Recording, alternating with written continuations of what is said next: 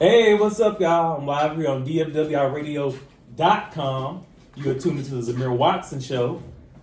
Y'all know I always do the most. But today I got my cousin and also the co-founder of Build the Beat, Brian, in the building. What's up, Brian? Hey, it's Let the Beat Build. Oh, I'm sorry. Correct. I sure forgot. Y'all don't get old.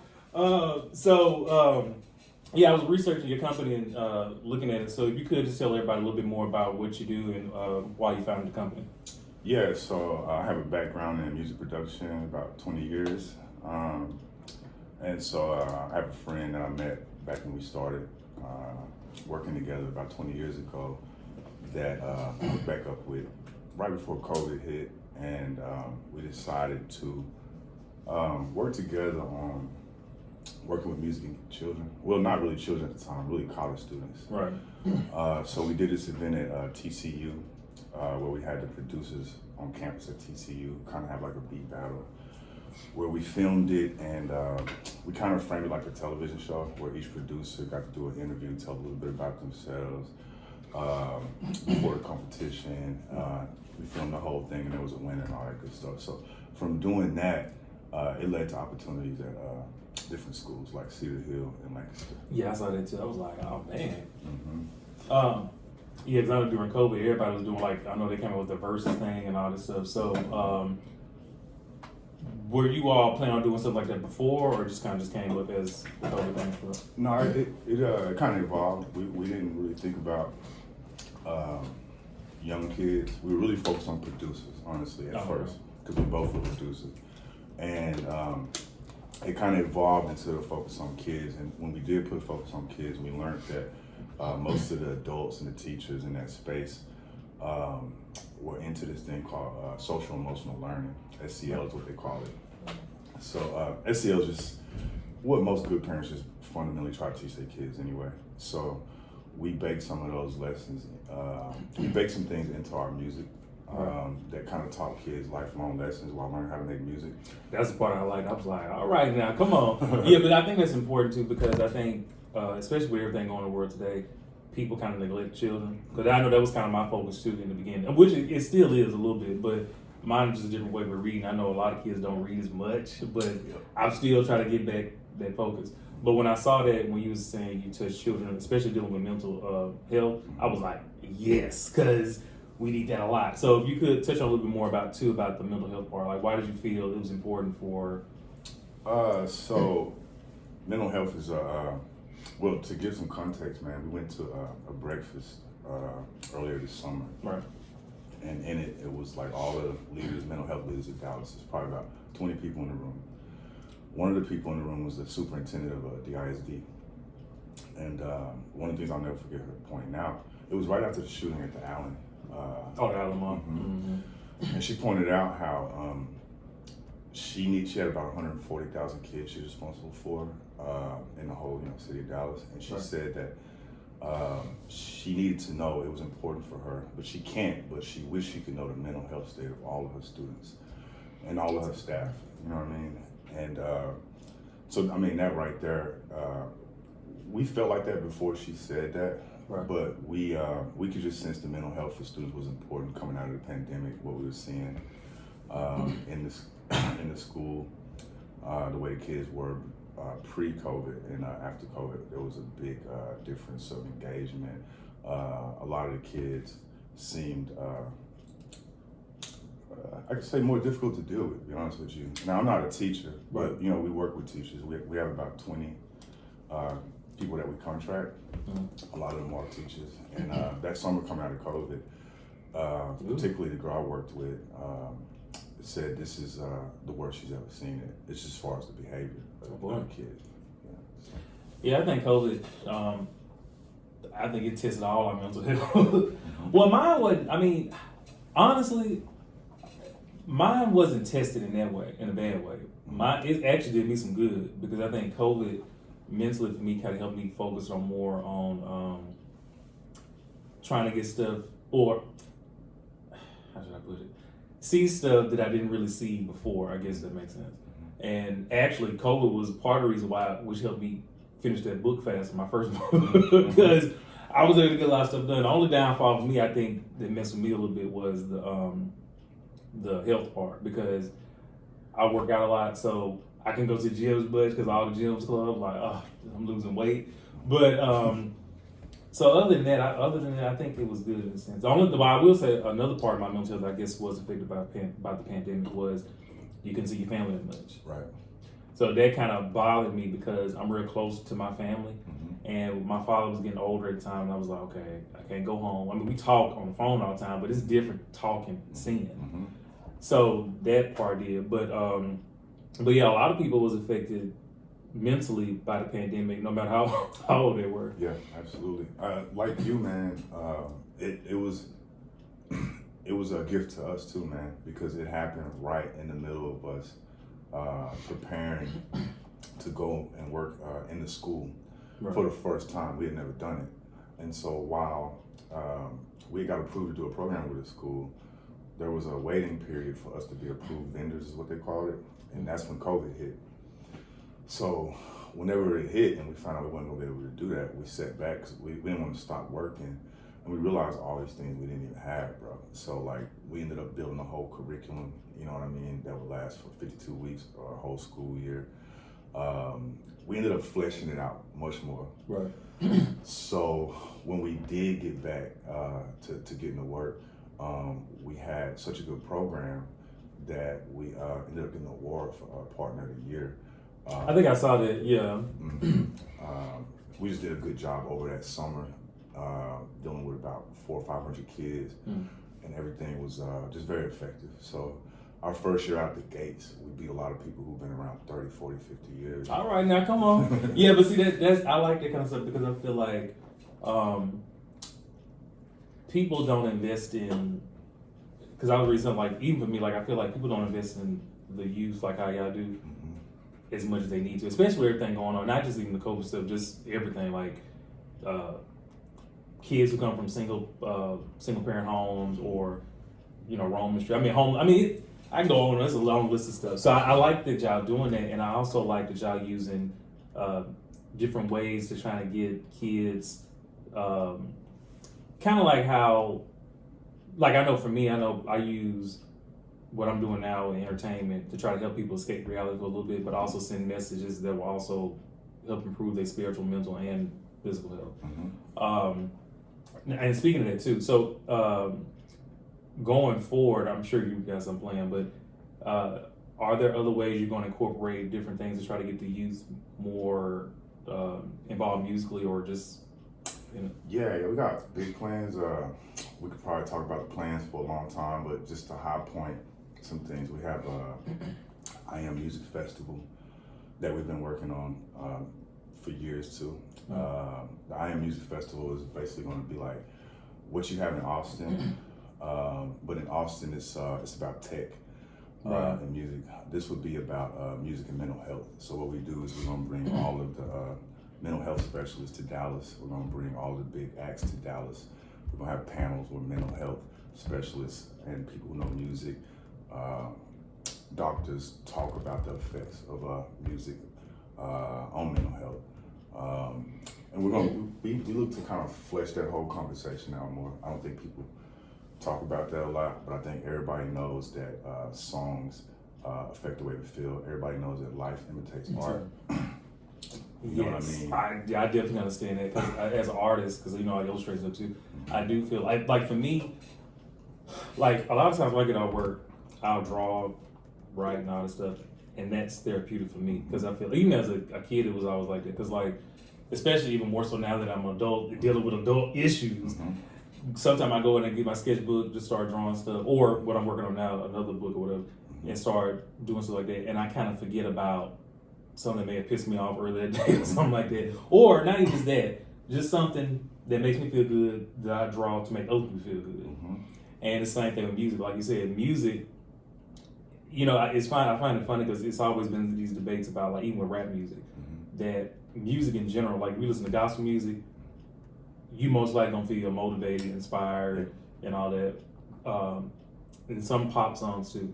Rap music, depending on what you listen to, some of you be ready to turn up, go to the club. Absolutely. Other ones, not so much. They can talk about some other stuff. But But yeah, that I feel like the arts is so important, and people kind of neglect it simply because you see entertainers do stuff. But I feel like the arts is important because they help us, like you said, mentally. Keep us relaxed, help us escape that reality, feel like we can do what we want to do. Mm-hmm. And I feel like the way you all are doing that, infusing it with real life stuff, Mm-hmm. is beneficial. Well, I think the achievement gap is directly associated with what you can see in schools. I think that this all started when we talked to an assistant principal when we first started working, and he was telling us that they could tell by third grade, who basically wasn't going to make it through the whole process, which kind of blew me away by Damn. third. That's what I'm saying. It's kind of early. You know what I mean? And to just put it all down in a couple sentences, what I realized is that you learn the core thing that you need to know for the rest of your life in elementary school, which is to read and comprehend what you're reading. Right. By the time you get to third grade, and I read a lot what teachers say. I listen to teachers all the time. By the time you get to third grade and up, those teachers are counting on the elementary teachers or the elementary school period on having them kids prepared to be able to read. Because if you're a third grade teacher, you're like, hey, go read this, and then go move from there. You're not there to teach them how to read no more. So a kid who can't read and comprehend in third grade is pretty much doomed, bro. Unless there's special focus put on that, they're gonna go third, fourth, fifth. Nobody else is gonna take all that time that they would have had kindergarten first. I'm so glad you pointed that out, because I come from my father he's a retired biology and math teacher, and of course education big in our house, but that's part of the reason why I wanted to illustrate comic books and children's books, because even as a teenager, I saw a need for that kind of stuff, what you're talking about. Because not every child learns the same, but just because they don't learn the same doesn't mean that they can't learn or they slow or something. And I've seen where kids who struggle with reading, like say they read a book like, I'm trying to think, just a regular book, and I'm not trying to be funny, like say without pictures or something, but like without pictures, they can't really get into it. Sometimes, like I know for me, I can do it all. I can read it without pictures, with pictures and comprehend all this stuff. But I did see where creating images, something they're interested in, could make them learn more just in a different way. Oh yeah. And it's the same thing with any concept like music. Like if you in a classroom and let's just say they're interested in like Lil Wayne or somebody like that. If you teach math in a way they understand it and you tie it to Lil Wayne music, yes, you'll be surprised at how they'll pick up on it. Yes, absolutely. That's making music. Music is math. Right. As soon as you start learning how to make music, you start learning multiplication and division. You have to bars, you have to know how many notes are in bars, you have to know the counts. It's impossible. So like these lessons are baked in. As soon as you get ready to write a song, if students want to write a song, they have to be able to learn how to use synonyms. They have to learn how to use thesaurus to find words that rhyme. And make sure they're using it correctly. It's very trying to get a kid to use a thesaurus can come off as real corny until you got them writing a song. Exactly. Now it's cool. And I'm glad you pointed that out too. Oh my God, I feel like you're hitting all the right points. Because I feel like that's the same thing I do too, and I feel like it's important, especially for us. Because I feel like the education system. I thought about going to teaching, but I can't do it right now because I got too much. Ooh, some of these kids, I'm like, ugh. Yeah. But I do want to touch on that on the youth because I do feel like part of it they don't know because they don't have a resource to begin with, and of course some of it do stem from home. But I feel like even if they didn't start that foundation, like you have the tools y'all use and just with things they're interested in can help them. It's not too late. I mean, they can still, and I feel like my teaching approach would have been to use things they're interested in and try to infuse it with math, reading, and all that stuff.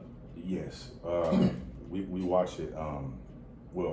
We watch what sports does to kids who otherwise would have been derailed. Exactly. And particularly in urban neighborhoods, you see how big of an impact sports makes. And all they did was just kind of tie sports to like, hey, you got to pass, you can play, and it just made a huge difference. And so I don't really know anything right now, just institution-wise. I don't see anything as powerful as sports pulling kids away from that. So I think music has the potential to do the same thing. I grew up in band, you know what I mean? Right. And it didn't, but I know why, man, because to be fair, like when I was in band, bro, I played sax. I was playing this song from like the 60s or 70s called My Sharona. I never heard before. It was a rock song. I marched, you know, and all that just didn't vibe with the culture that I was into. Right. So even I did stay all the way through high school, but it was more because of the easy A on my report card. You know what I mean? Right. But I think that if we made the music to where kids wanted to be a part of that in school, then you had the same effect that you have in sports. Like if competitions, so my competition was learning a classical piece on my saxophone and playing it by myself in front of the judge and goofing off the rest of it. If it was more like what you might see on MTV where kids are doing beat battles, kids are showing their skills on modern music and competing against each other, they'll have the schools don't want to be in that. We tested that out at Lancaster this past semester. Oh, did you? How did it go? It went great. We did a semester January through May where the kids learn how to make their beats. Over that period, they all worked together. You know, we had 2 periods. Not the last day of school, the day before that, they had a beat battle in the cafeteria, you know, showing what they had learned. And then, you know, we had to sign up for next year. A bunch of kids signed up for it. So the school was very excited about it. So the reason why we were there is because a lot of kids in Lancaster wasn't interested in traditional band. And that's what I'm saying. Because, like, every kid is not going to go the traditional route. So you have to find something to get them to, and I like you said earlier, a lot of people are not going to either catch it, want to take the time to kind of mold them, or both. Mm-hmm. And I feel like, who was it? I think it was Alicia Rashad. She pretty much broke it down perfectly about the arts. That before kids start writing, they draw. Before they start talking, they sing. I mean, and so on and so forth. So you have to kind of catch that niche with a lot of teachers, even in the education system, I see a lot of teachers, they really not in it for the right reasons. And they really kind of, I mean, I hate to say it that way, but they don't really, like, if you see a kid struggling, but you see all the other kids, you know, proficient, you should be like, okay, you know what, why is he not doing something right? Sit down with him, and you can sit down with his parents too and kind of see like, what can we do to try to fix this? Once you see what the problem is, try to figure out some type of way. Like, I know I would ask him, like, what are some things you're interested in? And he'll start telling me.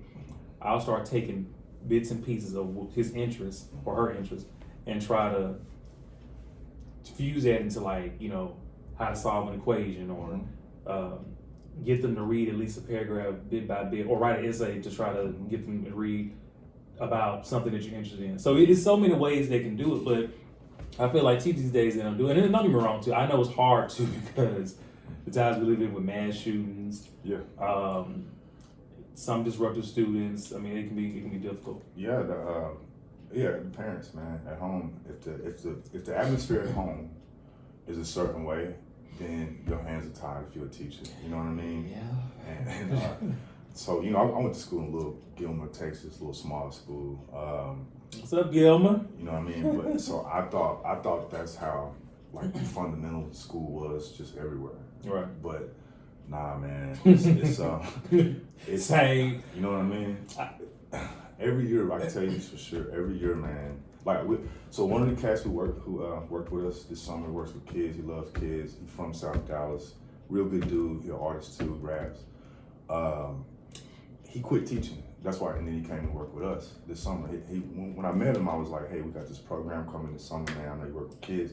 He's like, well, that's perfect because I'm leaving teaching. And so I asked him later on, like, why you leaving? And he said he didn't like passing kids who didn't pass. Not out of hate, but just knowing, like, they're not ready to go to the next grade. They're not ready to go to the next grade. And when you do that year over year, bro, and that kid turns 18, I mean, what do you expect? And you're doing this, not just like one kid, but you're doing this mass amounts of kids every year. You know, now they're 18, they got to take care of themselves. And now the world says, because they're 18, it's their fault. Hey, you a grown man, you're grown. I was about to say that. You know what I mean? And we failed them. You know what I mean? I mean, that's how I honestly feel. And that's why I feel like they should catch it early. Because, like you said, they got to 18, they can't read. count, nothing. And this is the thing that people don't understand about why education is so important. The simple things like your money. Yeah. Let's just say they go get a job. Yeah. They get hired. Yeah. Everybody else who can read and all this stuff and understand, they get paid $20 an hour. Mm-hmm. Well, they bring him in. He don't know how to read. Right. Can't count. Right.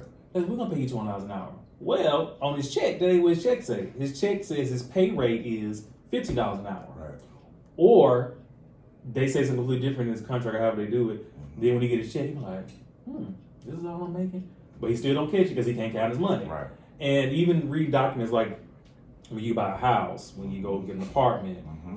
those are things you need to do because if he can't read what's in that document, just signing, Yeah. and let's just say something go wrong where they filed a lawsuit against him, why you gotta file a lawsuit against me? It was in your contract. Right. Did you read it? So it's stuff like that people don't understand why, as a child growing up to an adult, that kind of stuff is important. Mm-hmm. And then even sending your kids to college and stuff like that stuff is important. Yeah. So Yeah. I don't think they understand like how these little small things eventually lead to, and then not only that, just their lifestyle and their way of living. Right. So yeah, it's sad, but I hate that too because in the education system, especially in like communities of color, Mm-hmm. we don't seem to quite fully grasp it all. Nah, man. And well, you know, it's cool because like I think that while you right, like culturally, there's some things I wish we could broadly all kind of feel the same about. Like, you know how much we all love rap music? Right. I wish there was a couple other things we could all love as much as we love rap music. And I think that can change, man. When you think about it, rap music wasn't even around in the 60s. At all. You know what I mean? And, But- go ahead. Oh no, I mean, I was gonna say this. I like what you're saying about that too. To me, I feel like that's another problem in our community. We too close-minded. We don't diversify different stuff. Like for instance, like music. I think when not just us, but people as a whole think of rap music, they think of it's a black culture, which Mhm. in a sense it kind of is, but it's gone so mainstream, universal now. Everybody is, But there's rock, all these other genres of music that we invented that they don't understand because this is what's popular right now. Right. And it's kind of the same thing like with me, like when I pushed the comic book thing, it was like, oh, black people don't read that. I'm like, that's because it's closed-minded to it, but you have to broaden their horizons on so many different things. Mm-hmm. And I think once they start getting more exposure to different things, that's another thing that also improves education. Exposure and learning from different people of different backgrounds. Yes, absolutely. Absolutely. Definitely, I think exposure for certain. I think sometimes I wonder why. I wish we had the atmosphere that I see on YouTube and in the past, where you had black intellectuals always speaking on what's going on. You know what I mean? You had people like Martin Luther King, Malcolm X. Yeah, we need some of them nowadays. You know what I mean? Now they don't even like, when you see media go to talk to representatives of the black community, it's people just like, rappers, bro. Like, and this ain't no disrespect to rappers, but Right. how do we No, I go get from what like you're saying. Malcolm X, Martin Luther King to Something that's Killer more Mike? than right. You know what I mean? And go ahead. No, I agree with that too because I feel like when it does come to like a voice for our community, they will go to like a popular rapper or something like instead of. And not saying like you said, not saying there's nothing wrong with going to them, Mhm. but let's change it. Let's go to the community leader, Yes, the pastor, Yeah. something like that. yes, Because there's more than one approach to address important issues. absolutely, absolutely. Like, yeah, we don't. There's a lot of diversity of thought amongst black people, just because we all have the same roughly skin range in our colors. Mhm. We have a lot of diversity of thought. You can talk to Killer Mike, you can go talk to a professor from Cornell, you know what I mean? And you're gonna get a broader range. But the big thing is, I just think we need to make it cool. We need to make it cool in black culture to be smart. Yes, that part. You know what I mean? Being smart's not a bad thing, y'all. Well, if you notice, through the music, we made it cool for the black woman to be independent. If you really paid attention closely to music coming into 2000, before 2000, it was, I don't know if we can cuss on here, like. Oh, yeah. Okay. Before, it was like, when I was a kid, it was, bitches ain't shit but hoes and trick. You know what I mean? All the Snoop Dogg, the Dr. Dre, like, all that was like bitches ain't shit, right? Right. Even it- worse now, but yeah. right, no doubt.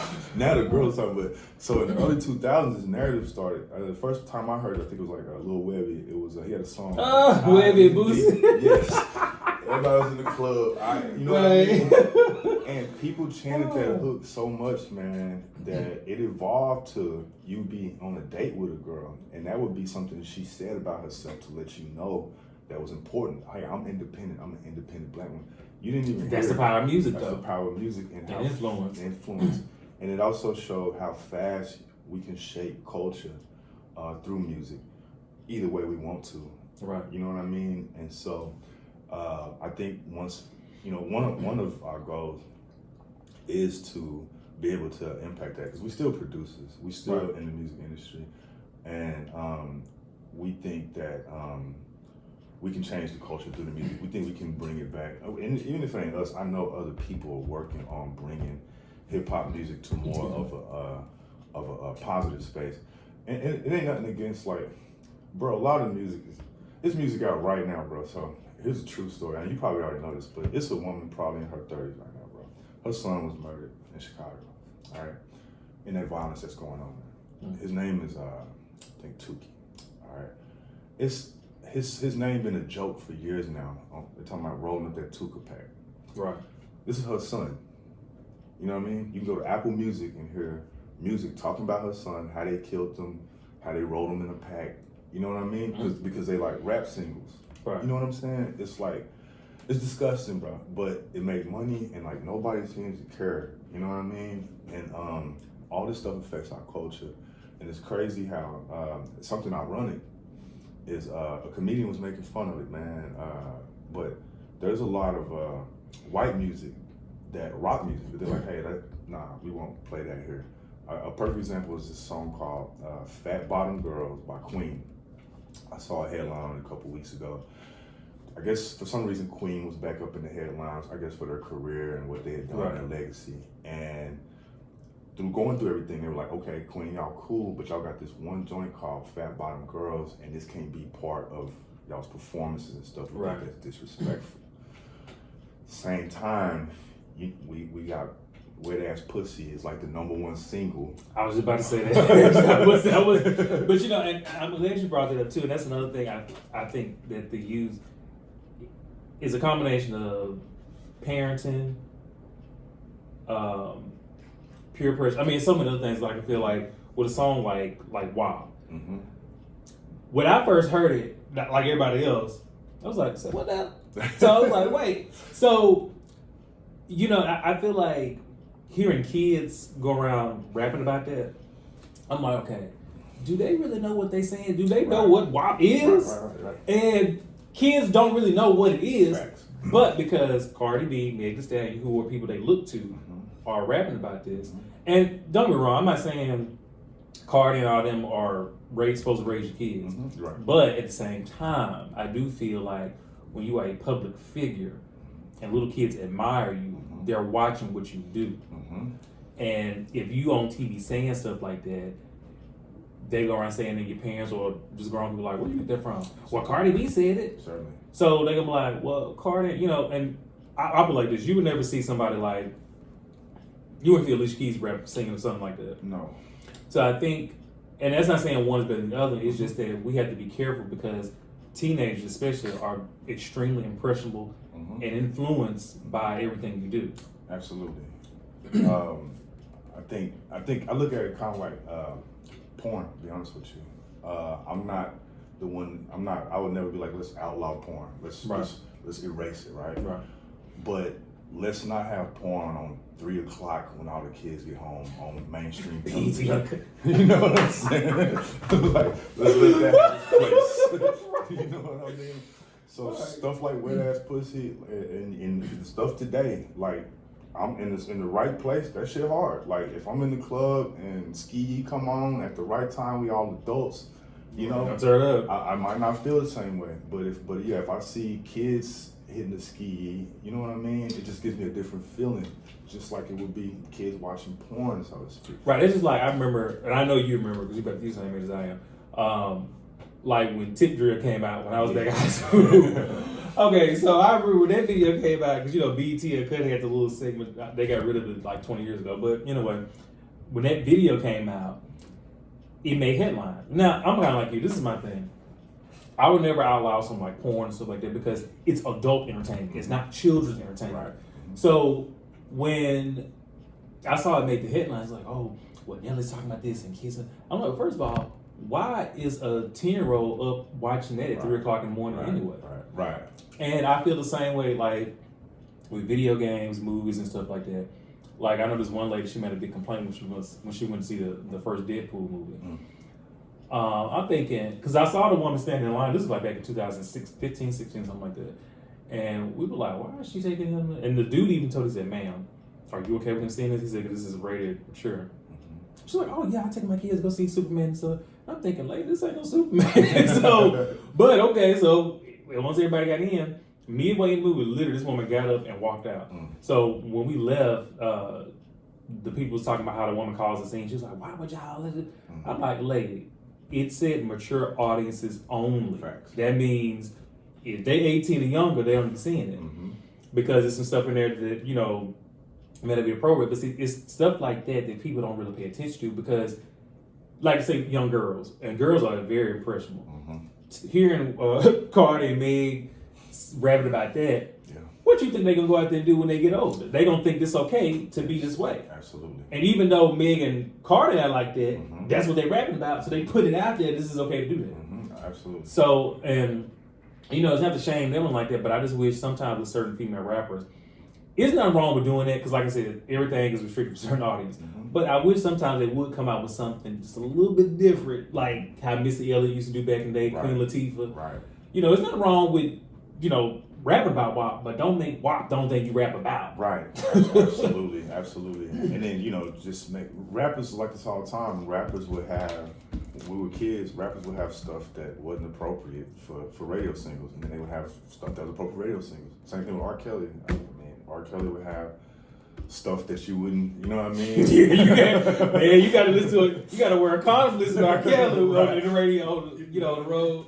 But like you said too, even with NWA, to me, I know somebody gonna probably leave sideways with this, but to me, it wasn't appropriate for kids, obviously, but they had a lot of good messages. It just kind of came out a different way. Dude, I'm glad you brought them up. That was a perfect example. I remember 2 songs where NWA, Eazy-E, like all of them was part of it, where they took all the rappers. It was one was called like Self-Destruction. I remember it was like, Self-Destruction, you headed for self-destruction. And it had Eazy-E on how gangsters, and it was positive. You know That's what I'm saying. This when all the violence, gang violence was bad. Right. But, so, as a kid on TV, I saw Eazy-E. He was clearly a gangster because of the looks and the dress. Right. But he was like, stop the violence. Right. Now, if I went to my cousin's house and he put on the music, that's when I heard all the crazy stuff. But I had to go out of my way to hear that. That wasn't pumped to me through corporate media.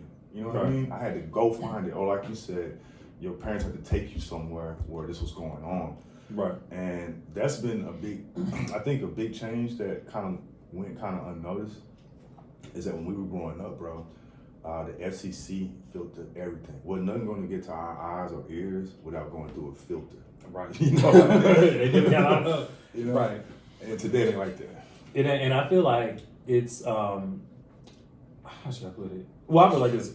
How I was raised, my parents and Daddy, he come from that time where he real old school, like Now he didn't let us do what we want to do, but he also knew too that he could shelter us from the world.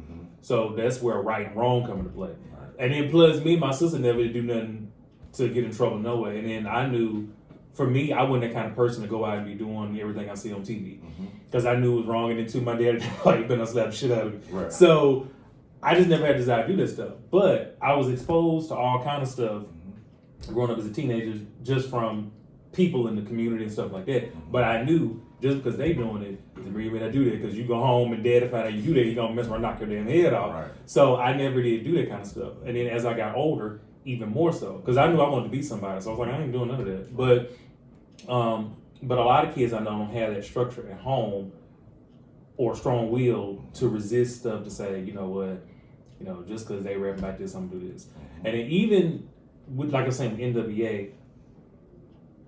Like I said, how they may have said it to most people may not be the right way, but what they were saying, they were actually saying something. Absolutely.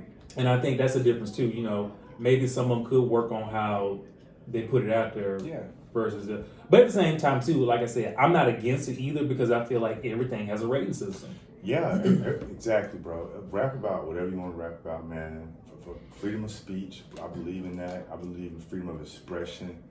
I believe it's just, like I kind of said earlier, we don't have the FCC anymore. We don't have anything filtering what gets to children. And, you know, I just started reading this book called Atomic Habits. And one thing I'm getting from that book is how important your habits are and how much they shape your life. Yeah, they definitely can. You know what I mean? And I think it starts when you're kids. I think it starts with children. And you made me think of that when you're talking about how you were raised. So the system that you were raised in gave you habits early about, well, I'm gonna be somebody, and here's why I'm not gonna be that way. And so, like you said, there were things you wouldn't do because you knew that you'd get in trouble for it. Well, staying out of trouble became a habit of yours. Well, yeah, and then not only that too, I think the example I had back home, because Daddy, he never ran the streets, he didn't do drugs. Right. He, every time you see him, he was always clean cut, wore a suit, tie. Yep. He always carried himself with class. Right. And growing up, seeing that, that's kind of what I emulate and I want to be too. So that's why I feel like at home is the main source of where everything should begin for most kids. We know that's not always the case in some people. And look at how he is. He's an honest person. Yep. Everybody love him. You know, that kind of stuff pushed off on me and my sister. So that's why I feel like a lot of kids don't really have that foundation where their parents, well, either that or their parents, you know, say something simple as "I love you," or even express it in that kind of way, or give them a sense of family. Yeah, well, when you look at what being a parent is, it's crazy. Like being a parent, a lot of people say it was the most important thing you're gonna ever have to do. Right. And we know how hard it is just to say, be a manager at Walmart. Being a manager at Walmart ain't easy, bro. You know what I mean? To just assume everybody's going to be great raising children. You know what I'm saying? I know a few. You know what I mean? It ain't so great. It's their first time for a lot of people, right? Most people, I'm assuming if it's the way it's always been, most people are getting having children early in life when they're still young and still learning themselves. And so, that's another thing. You know what I mean? You just got all these things that's like working against it, man. That's working against. It's almost that, if you did have two mature parents who knew what they were doing, man, it's a blessing. You know what I mean? Especially in the Black community, because as you know, or probably have heard, like I think 7 out of 10 of us are single parent households. More than likely young mother. My mother had when she was 17. I could have been one of these kids, bro. Because my mom was a young pregnancy, and there was no. My mom could have ended up, well, I'm gonna do my own thing. You know what I mean? And I probably would have turned out like I would have been like my environment potentially. So, it's a lot of things that we need to remedy, but I think starting with the youth in the classroom, kind of doing what sports did, building out this, because ultimately that's where we see that in schools. And by the way, we have a software program that we've been working on. We're almost at the MVP stage of it that goes right along with our programming. We have like characters. It's a DAW, a digital audio workstation. So you can go in, you can make music on there. It also gathers data for school administration so they can understand the mental health of where their kids are mentally. Another thing too, you made me think when you was explaining all this, is that's a good way to keep kids out of trouble. Because people, people talk about it for the decades, but that really does when you keep kids' minds engaged in something like that, they're interested in it, but it also keeps them from, stealing out of stores or, shooting people or stuff like that. Like that kind of stuff really does help them, and as they get older, they gravitate more to it. Being a producer, you see it firsthand, man, because you don't know this, you're just in the studio working with kids. Right. But you working with killers, bro, drug dealers, crack, all that. You know what I mean? You just there making beats, and because when they come in that studio in that music space, they have the vibe me and you got right now. Mm-hmm. Like I would find out how dudes were afterwards, because I'd be like, well, when we making music, this dude's a cornball. You know what I mean? Like he ain't even like that. Right. So yes, it does like same thing in sports. It takes these guys away from that, especially if they can make it earn it. But That yeah, part. you know what I mean. It changes men who otherwise are very dangerous into children who are just being creative. And you know, if you can create a big enough space for that, which that's why we're trying to make it just as big as we're trying to make it like an alternative high school band, honestly. Right. If we can make it an elective, I think we have the same impact that sports can have on kids. Yeah, and that's another thing too. I hate some of the athletes when they do certain stuff. I'm like, ugh.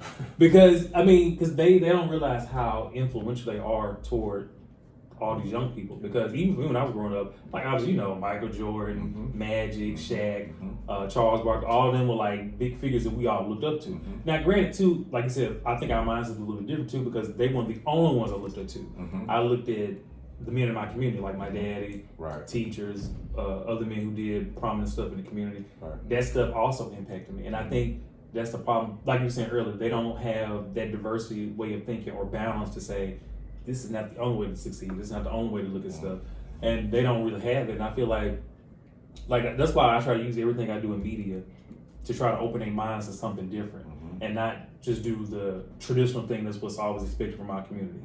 Because I feel like, and even like with me, like I tell people all the time, I am not perfect. Right. I try to strive to be perfect, Right, but I'm right. not going to probably be that. I mean, I try to carry myself in a dignified way where I'm proud of myself and I'm also proud of representing my family. Yeah.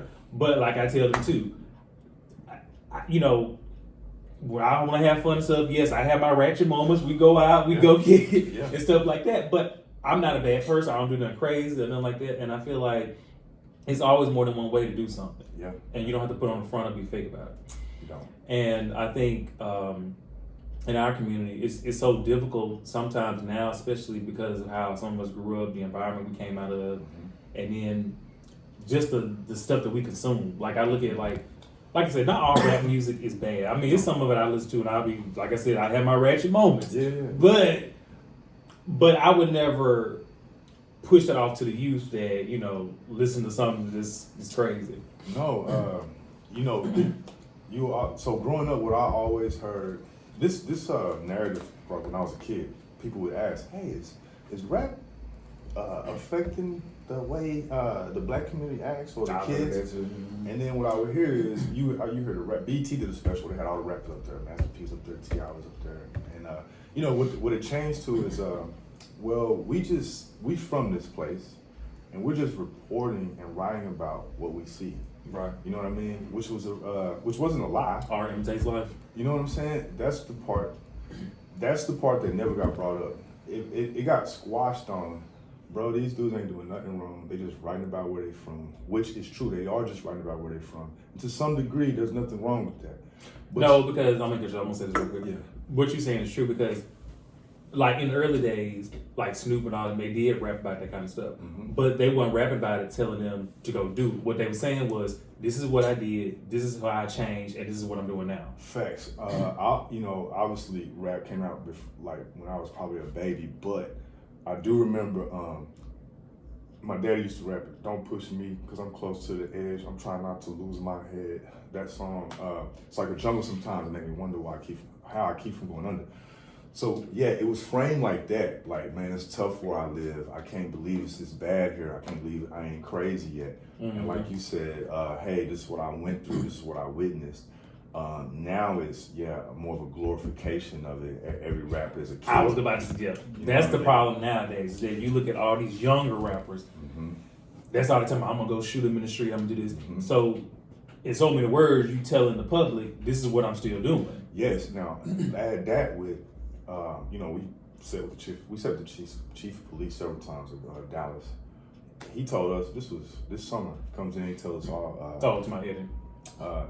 92% of victims of violent crime in Dallas, huge city, is Hispanic and black. I believe it. You know what I mean? Probably the country too. Yeah, honestly. Yeah, I'm sure that pattern matches in all the major cities. So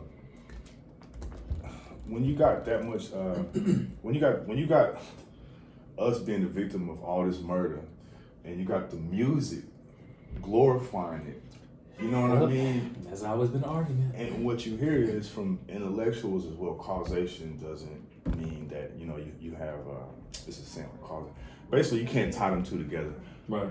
But those same people will tell you that life imitates art. Everybody knows this. Everybody knows that it's happening with, like, say, for example, school shootings. When I was a kid, wasn't no school shootings. Man, okay, we were talking about this the other day too, because it still blows my mind to this day that I graduated high school in 2004. From elementary to middle school to high school, never a school shooting. That thought didn't even cross nobody's mind. Like, we fist fought. Like, we fought with our hands. And then once you fall, you like, oh, whatever. 5 minutes later, you back doing what you're doing. Now, it really blows my mind that this is coming to normal, where it's almost expected to get up every day and see breaking news, mass shooting, and blah, blah, blah. And they happen sometimes, some of them, all in 1 week. Yeah, absolutely, bro. The one in Allen, like, just... Oh, look, that shocked me too. That was... Not far from home, right? That's what I'm saying. I'm like, this right down the street. I'm like, hold up, not too much. Right. Not too much. And I go to that H&M all the time. I don't know if you know, but, like, right in front of H&M, I haven't been back, man, because right in front of the H&M, like, is where a whole family just got Yeah, I saw that. They showed they bleeped it out, but they showed the bodies laying. Yeah. But yeah, you put it on TV. This is my belief, man. From what I've seen, the patterns. When we see things, especially as children on television, it kind of validates it, man. It makes it. I think it's because of how we grew up. Because everything we saw on TV went through so many filters that by the time it got to our eyes, it couldn't have got here unless it's validated and everybody approved of this and everybody likes it. Exactly. And now we live in a society now where it's more, how should I put it? It's more important to do what's popular than what's right. And I feel like that's sending the wrong message to the youth, because that's why, like I said, everything I'm doing, like this comic book I'm doing, I'm making sure I push a lot of African American, Latino, the communities I know who are the most affected by media. And I'm pushing them in a way that inspires them to be better, even though it's fictional, inspiring them to be better, versus sending out messages of gang violence or killing somebody or something like that.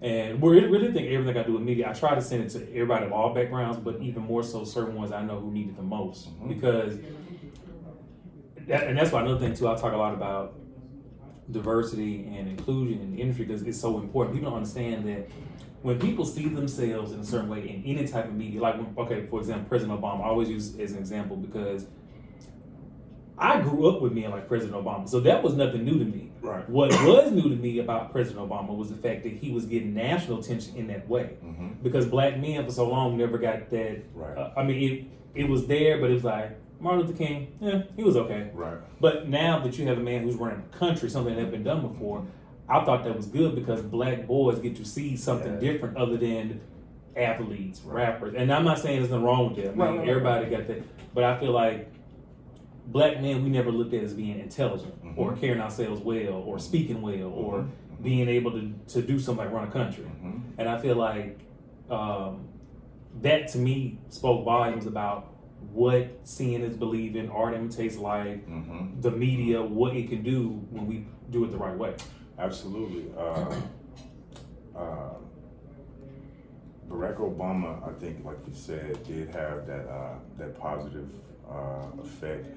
I thought that it would kind of have a cascading effect, and a lot more men like Obama would come to the forefront. I was talking about that too. I didn't really see that much, to be honest with you. Not really, man. But yeah, he did show that.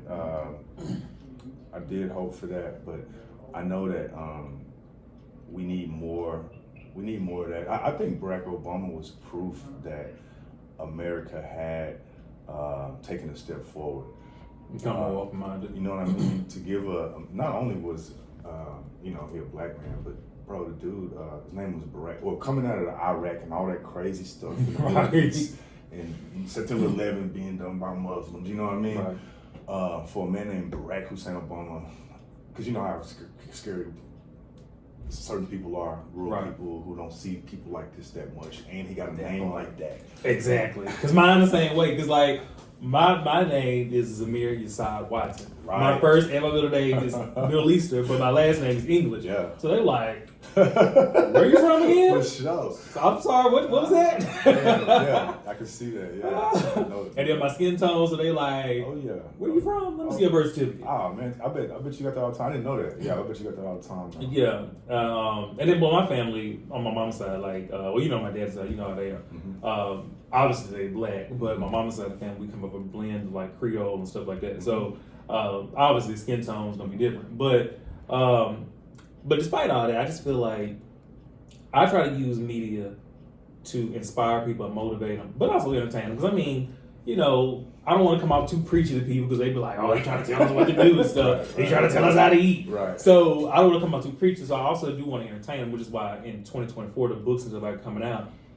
I'm pushing to help people escape reality where they can just, you know, not deal with that. And then I'm also going back to school to get a degree in animation. Mm-hmm. So I'm about to do cartoons and stuff like that too, to also pull people all ages, kids, teenagers, adults, to try to, and I also post a lot of what I do on social media too, because I know people probably think I'm bragging, but I'm not bragging, but I'm posting what I'm doing to inspire kids who, like you just somehow come from those backgrounds, that you can do this too. Mm-hmm. You know, you got to work hard, apply yourself, Mm-hmm. and also the overall message is just be better. Just be better, and like you said, work hard and believe. You know what I mean? Because you know when you hear that when you're young, man, it don't. Cause okay, when I first started going to these music conferences as a producer, you hear all the guys who made it be like, "Man, you just gotta grind. Man, you just gotta grind." And I'd be like, "Bro, that's not helping. I need specifics." That's how I was thinking. Right. And you know, after building this company, after spending now about 4.5 years building this company. Now I know what they mean. It's like it ain't even that sophisticated. The ideas can be sophisticated. Like you might come up with this cool idea, but the work is never that sophisticated, man. And a lot of young boys would be surprised at what CEOs do. You know. Well, you know, people could ask me that question all the time. Like even like now, like I had made a post because we was going over numbers. My current book by the end of this year will sell 1.7 million copies. Mm-hmm. Well, Congratulations. thank you. Well, somebody asked me, it's like, how did you do all that? Somebody, and the kind of way I just say you got to work hard. But when I say work hard, I can't really tell them specifically what working hard is because it's something different for everybody. Facts. And for me, what they don't know, I mean, I can tell them, but I mean, what worked for me may not work for them because what they don't know is, I ain't gonna say their names, but I'm connected to a lot of people in the industry who I reached out to that also was pushing my book. Plus, it's power marketing. I had people retweeting it. People, I mean, also do these book tours. They also help boost sales. I mean, it's so many things that I did that I'm still doing now that's driving myself. Like in December, Target gonna start selling my book. Then the bookstore over here in Dallas is selling my book now. So I mean, it's word of mouth. Plus people reaching out to me. We communicating, talking, networking. I mean, it's so many different things. But like I was telling them, what worked for me and I work for you. I mean, you may have a different type of artist that I have, so you may not sell as many copies, or I may not sell as many as you if you come out with something. So, I mean, it's really hard to pinpoint one particular thing to say what working hard is or that kind of thing. But yeah. Yeah, you're right. Like, and you know, I think not everybody maybe idea that they've locked in on that they think is going to be successful. You can work hard on a not so good idea and it not net you anything, but you learn from that. You know what I mean? So yeah, in my 20s, I did work hard. It didn't feel like work, but I spent all day, every day in the studio. You know, I literally would 2-3 in the morning when I couldn't do anything, I just lay on the floor right there by the keyboard with the music still playing, wake up to it. I know that feeling. I done did it a couple times with other stuff, right? You know what I mean? It just didn't feel like work. And if you're lucky enough to find something like that to everybody else's work, but to you, you're just doing what you love, then right. Okay, and I'm glad you brought that up too. That's something that's kind of always bothered me too when I was a teenager, was because when I went to college, I majored in art and had a minor in mass communication. And I feel like he was like, why you major in art? What you can do with it? Like, why you just go into business? And I'm thinking, okay, first of all, you ignorant because there are careers you can get in certain fields. Now, granted, you have to go to certain places to do some of them, but you can do it. And I always tell people, don't ever, because I heard people say this, don't ever just go to, well, whether you go to college or you go to a trade or whatever you do in life, don't just go do something because this is what you think will make you the most money. Because what people don't know is like one of the biggest misconceptions is like attorneys. Attorneys don't make that much money if they win cases. If they ain't win a lot of cases, they ain't gonna. I mean, now some like corporate attorneys, obviously they do get a good salary. They, make good. But if you're like a criminal or a civil lawyer, not so much. They can go so many ways. But I tell people, do what you love doing, and the money and all the other stuff will follow. Yes, I was just in Seattle this past weekend with a brother who was the epitome of what you said. He grew up with 8 brothers, 1 sister, single mother. Mother lost custody of them all. Oh Lord! Right. Just grew up real rough, and I only hung out with him for the weekend, but today he's a director at Amazon. All right, come on now. You know what I mean? He does business all over the world. Cool brother, you know what I mean? Just regular dude. And we were talking, and he just talked about how he liked to work with his hands, how he always been a worker, just a hard worker. You know what I mean? But yeah, I tell people, I was like, even like going to college is not the only way to success. And I tell people that even more so now, because if I had known now, then I probably wouldn't even win, because I feel like I'm never discouraged anybody for going, so don't y'all interpret that wrong. Because everybody like, did he just say? Right. No, I didn't say that. What I'm saying is more than one ways to be successful. And I feel like you got welders. They coming out after going to trade school for like 2 or 3 months, making $90,000 a year starting. Where people who graduate in college with 50,000 degrees only making $30,000 a year. Unemployed. It's owing and debt from student loans. So I'm like, so you can't really pinpoint what success is. Well, you can't say college is the only way to succeed. I put it like that. No, our business had nothing to do with college. What we built, my partner, I think he might have went to 1 semester of community college, but when he got in corporate, he was just like the brother I met. He worked his way all the way up to a director position. That's what I'm saying. Just C-suite. Because I mean, think about it. And I hate to say it like this, so I don't want to shade nobody, so I don't want nobody to send me no hateful messages. But if you think about it, most business owners don't have a college degree, but they hire people with college degrees to work for them. Bro, I do. So every time I go home to see my grandma, because our family big on education. Right. And I'm wrong. We love you, Aunt Ruby. I feel you on that, but go ahead. I know what you're saying. First thing she said, she goes, "Have you finished school? You need to go back to school." I can tell her, Grandma, I need to hire people with degrees, and it still don't mean nothing to her. But it's the time she grew up in. I was about to say, and Dad is the same way. I think what it is, their generation, because of how the world was at the time, being black, you had to have a piece of paper to say, I got to get some type of something to say I can make a decent living. Where the times have changed. Like you got kids now who getting on YouTube making millions. Yeah. That's not saying that's a bad thing, but it's just that they don't have to say, well, I have to go to college to do this or that. Because you can learn so much on your own and at your disposal. You can, man. I saw it, my girl. Bro, this girl, when I met her, I hadn't went to college. I met her at a job, right? And I just noticed, just as a coworker, how mature, just how good of an employee she was. She was very good, all right? And over the years, man, by the time this girl I met her when she was 20. She was 23, making like 85 a year, bro. At this small company in South Lake. Her boss needed her. He was flying her with him everywhere. And now, why? Well, she's a dog. She worked all day. I would go to pick her up. She wouldn't even come. I'd be mad because she's still in the building an hour. I'm like, why? You know what I mean? It was just, I've seen it firsthand, man. Like, and our family's the same way. Like, these people, you see people work real hard, and no matter what, something come out of that. Either you die. It's kind of like 50 Cent. You die or get rich or die trying. Like, it ain't about getting rich, but definitely, you have to be trying to get where you're gonna get. Yeah, dang, we could have went on, but we'll bring you back though. So before we leave though, just tell them like how can they follow your company, where can they find it at, and also too information about some of the programs. LetTheBeatBuild.me, LetTheBeatBuild.me is our website. You can find out more about us there. We are currently hiring. We're always hiring. We do hire contractors. We have year-round programming. Right now, we have a bunch of after-school programming in schools all over DFW. It's good for college students because it's short. You know, you're talking about like from 3 to 6, 3 to 7 shifts. So it's not a huge commitment, but you'd be working with kids, you'd be working with music, you'd be working in the arts. Get some experience. So yeah, just go to our website, hit us up if you're interested. Everybody pays at least, we pay everybody at least $20 an hour. So it's good pay. And yeah, we staffing up for the year and looking forward to hearing from y'all. All right. And I will see you out here next Saturday on DFWRadio.com.